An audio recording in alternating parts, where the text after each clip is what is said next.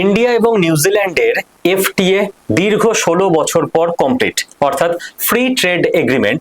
2010-এ নিউজিল্যান্ডের সঙ্গে আমাদের এই ব্যাপারে আলোচনা শুরু হয়, আর 2026-এ গিয়ে আলটিমেটলি সাইন হয়।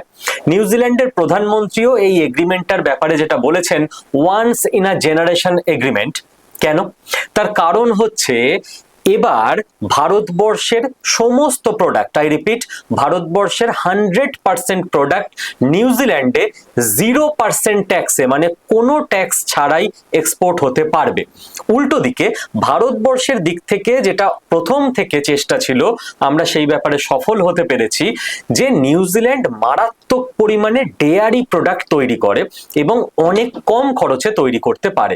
কাজেই নিউজিল্যান্ডের ডেয়ারি প্রোডাক্ট যাতে করে ভারতের মার্কেটে ঢুকতে না পারে, কারণ অন্তত 8 কোটি মানুষ ডিরেক্টলি বা ইনডিরেক্টলি ভারতবর্ষে এগ্রিকালচার এবং ডেয়ারি ফার্মিং এর সঙ্গে যুক্ত।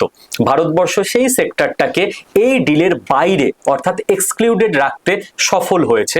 কাজেই নিউজিল্যান্ডের 95% প্রোডাক্ট ইন্ডিয়াতে 0% ট্যাক্সে আসবে, কিন্তু ইন্ডিয়ার সেক্ষেত্রে 100% প্রোডাক্ট 0% ট্যাক্সে নিউজিল্যান্ডে পৌঁছাতে পারবে। এই যে ডিলটা হলো, এর ফলে শুধু এফটিএ নয়, নিউজিল্যান্ড নেক্সট 5 বছরে ভারতবর্ষে $20 বিলিয়ন ইনভেস্টমেন্ট এবং প্রত্যেক বছর 5,000 ভারতীয় ওয়ার্কিং প্রফেশনালদের নিউজিল্যান্ডে ওয়ার্কিং ভিসা দেওয়ার জন্যও এগ্রিমেন্টে সাইন করেছে।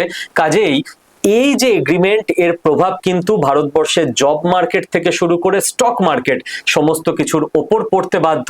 আর মনে করিয়ে দিই যে স্টক মার্কেটে আমাদের স্কিল বাংলায় আজকেই কিন্তু অফারের লাস্ট ডে।